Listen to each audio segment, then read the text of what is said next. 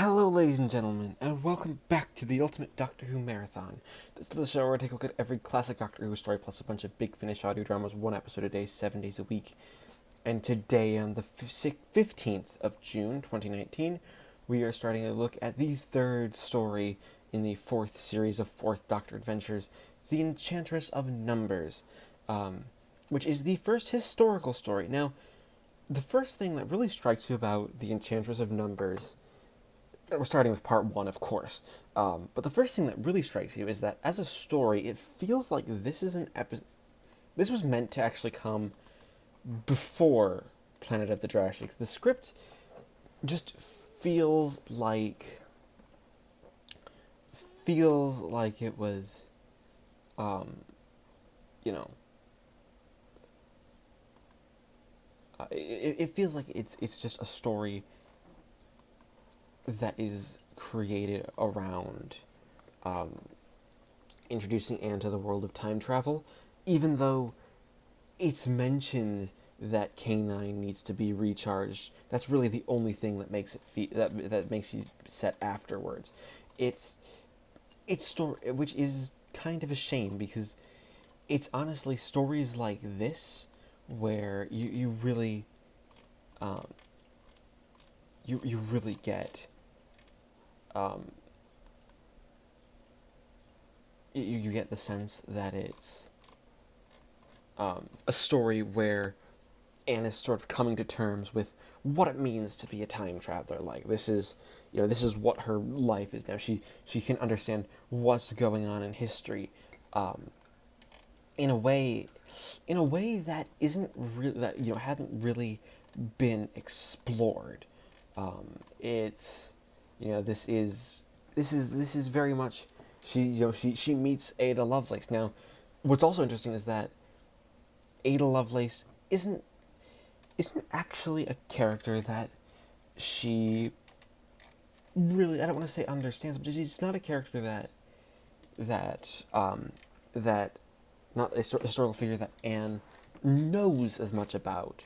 The Doctor obviously has this great respect, and just this amazing sense of, yes, you're a woman that you're an extremely important historical figure. You're very much someone who was not only ahead of their time, but just just one of those amazing figures throughout history, was sort of necessary, and a figure that was needed, but but it's nice to have sort of someone like Anne who isn't familiar with Lovelace as a historical figure. It creates this big juxtaposition between them. You have so instead of you still have the Doctor. The Doctor's still able to be like, yes, I am very much a fan of Ada Lovelace. She's but you sort of, it gives enough exposition. Now, what's interesting is that we also have a lot of time spent with Ada Lovelace sort of being a character who is basically told, you're insane. And I say that because because that's basically what happens. She is told she's basically told she's crazy. She is she is going to be, she's one of those people who she's given herself. She's basically given herself the task of trying to be stuck in bed, still trying to live her life, still trying to have her work done, but not being taken seriously. But she's also been seeing these plague doctors, and it's basically, the implication is that she's going insane.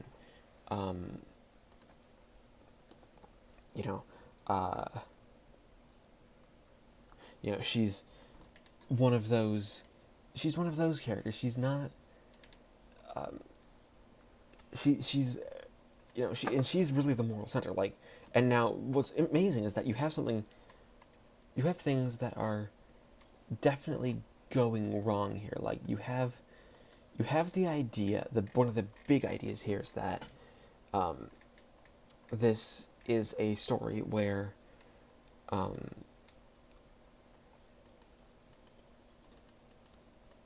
where uh, where the characters really get a sense, um, you know, that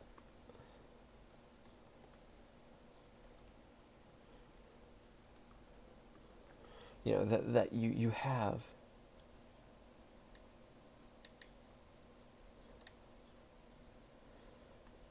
you have the story built around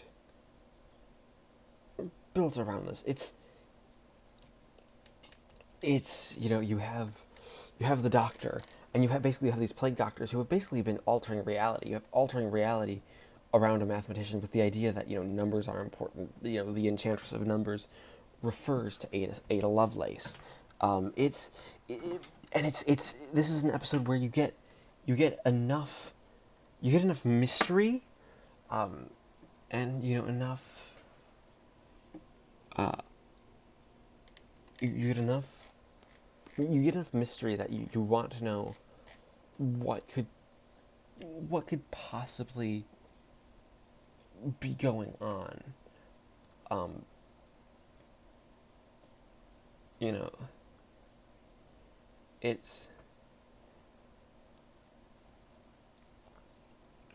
it's one of those. It's an interesting story. It's a really good, um, and it's a really good start to the story. You have plenty of mystery. You just want to know sort of what's been going on. So overall, I'm going to give The Enchantress of Numbers Part 1 an 8 out of 10.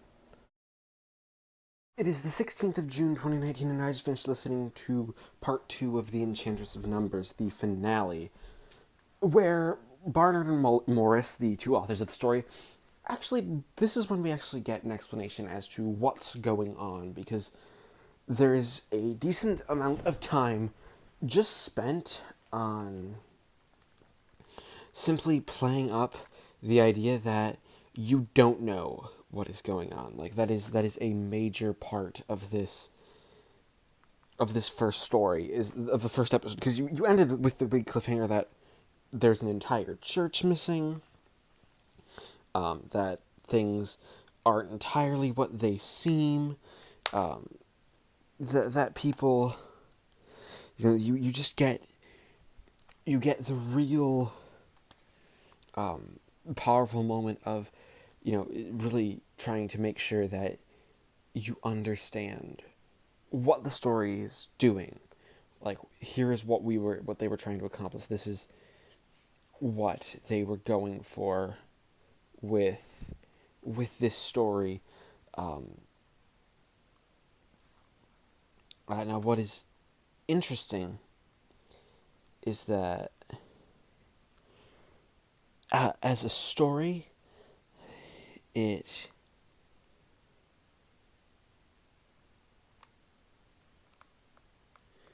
um,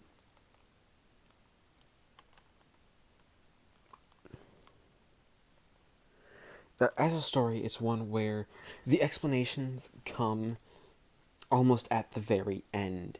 You have Ada Lovelace, the Enchantress of Numbers, essentially part of an alien espionage plot, accidentally.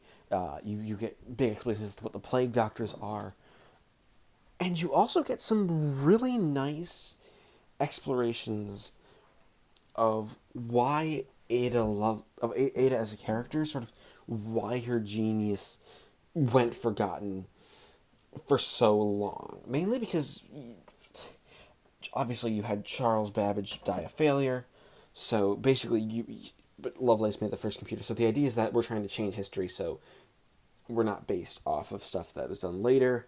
We are more basing computers off of the work of Ada Lovelace, which again would change history.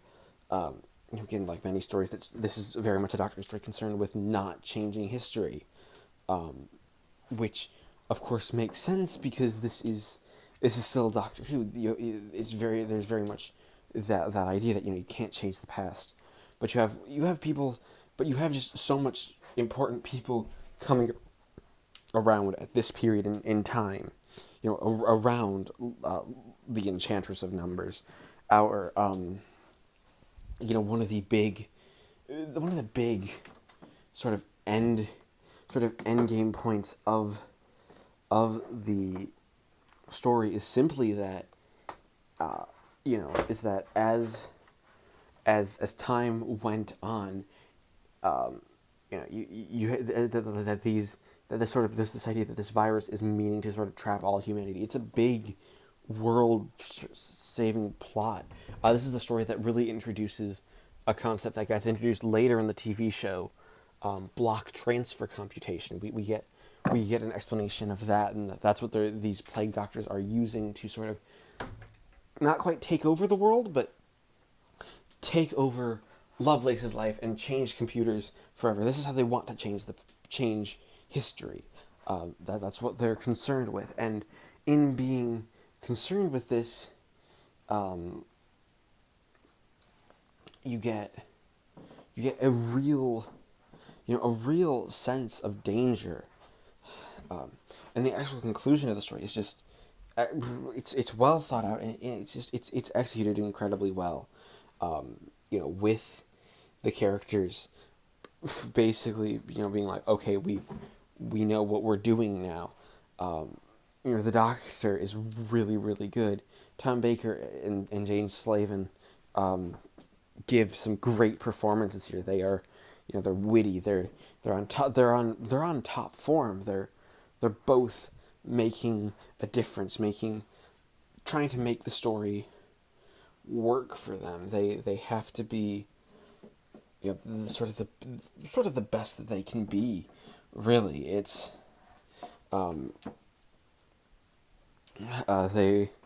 Finty Williams as Ada Lovelace sells it. You sell the emotions. There's this big moment at the end where she realizes she is dying, true to history, because Ada Lovelace died at a rather young age of basically of a form of cancer, and having her realize this is incredibly dark. It's really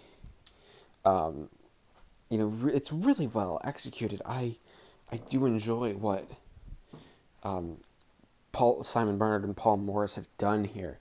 They've sort of given this real exploration of just sort of the human spirit and how people react to things, and it's really, really good. So overall, I'm going to give the Enchantress of Numbers Part 2 a 9 out of 10. That being said, we added the scores and averaged them out to give the Enchantress of Numbers a final score of 8.5 out of 10. Thank you everybody for watching this installment of the Ultimate Doctor Who Marathon. As always, please leave a like, comment, subscribe if you haven't already, and don't forget to join me next time when we take a look at the mid-season finale for the 8th series of 4th Doctor Adventures, The False Guardian.